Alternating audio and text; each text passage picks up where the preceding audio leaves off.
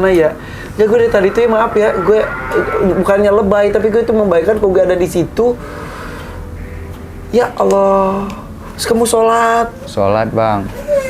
Jadi kalau misalnya untuk selimut saya ambil papan yang syukuran gini, saya ambil itu untuk saya tutupin. Hujan saya tidur tetap tidur bang, misalnya nggak tetap nyenyak tidurnya bang. Oke. Kalau misalnya itu kan gelap emang di pinggir rawa mangrove gelap, tapi seperti ada cahaya lampu bang, agak sekitar pintu itu bang, cahaya lampu. Lampu siapa? Ya nggak tahu juga bang. Jadi ini kamu sudah menyampaikan pada saya banyak keajaiban yang kamu alami yang di luar akal sehat.